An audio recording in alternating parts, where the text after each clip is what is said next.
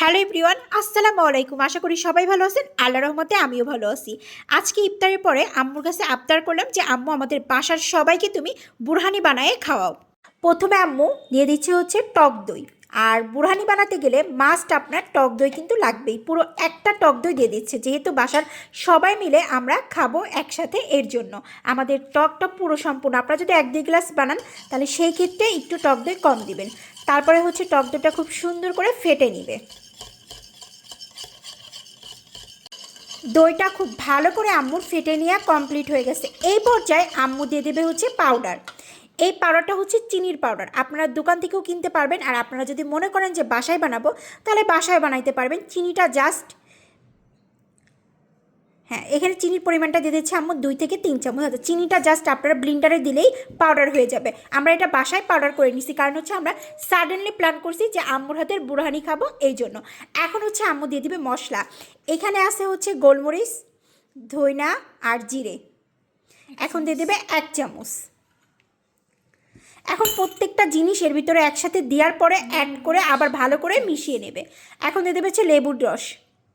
এখানে হচ্ছে একটা লেবুর অর্ধেক রসটা চিপড়াই নেওয়া হয়েছে। আর এখন মেন জিনিসটা দেবে, যেটা ছাড়া বুরহানি হবেই না, সেটা কি?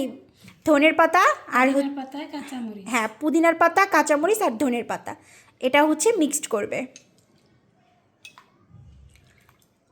এটা কিন্তু একদম ব্লিন্ডার করা হয়েছে পানি দিয়ে, জাস্ট পরবর্তীতে দেব। হ্যাঁ, জাস্ট 3 থেকে 4 টেবিল চামচ দেওয়া হলো, লাগলে পরবর্তীতে আরেকটু দিবে। আর এটা হচ্ছে সাদা শস্য আর হচ্ছে কালো শস্য, দুইটা একসাথে ব্লিন্ডার করা হয়েছে খুব সুন্দর করে।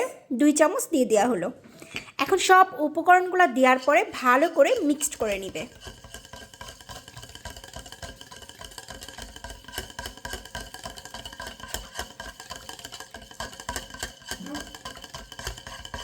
বেশ অনেকক্ষণ ধরে মিক্সড করতে হবে। একটু সময় নিয়ে আস্তে আস্তে টাইম নিয়ে আস্তে আস্তে মিক্স করবে। আমরা কিন্তু আমাদের বাসার সবাই কিন্তু আমরা বাইরের বুরহানিটা রোজার মাসে একদমই খাই না, কারণ হচ্ছে বাসায় আমার আম্মু এত সুন্দর করে বুরহানি বানায়, আমরা সবাই কিন্তু বাসাতেই খাই। আম্মুর সব কিছু মিক্সড করা কমপ্লিট হয়ে গেছে। এই পর্যায়ে এখন দিয়ে দেবে হচ্ছে বিট লবণ। স্বাদ অনুযায়ী বিট লবণটা দিতে হবে। লবণের কোনো হচ্ছে নাই, মাপ নাই, একদম স্বাদ অনুযায়ী দিতে হবে। এই যে এখন আরও কিছুক্ষণ আম্মু ভালো করে মিক্সড করবে। এই পর্যায়ে দিয়ে দেবে হচ্ছে ফ্রিজের ঠান্ডা পানি কিছুটা পরিমাণের। হ্যাঁ, এই যে আমরা কিন্তু বুরহানি একেবারে পাতলা খেতে পছন্দ করি না, এটা হচ্ছে যার যার চয়েস। আপনি চাইলে একটু পাতলা করে নিতে পারবেন, পানির মিক্সটা একটু বাড়িয়ে দিবেন। কিন্তু আমরা সবাই একটু ঘন ঘন বুরহানি খেতে খুব পছন্দ করি, আমাদের বাসার সবাই। এই জন্য আমরা একটু ঘন রাখার চেষ্টা করব, ঘনত্ব রাখার।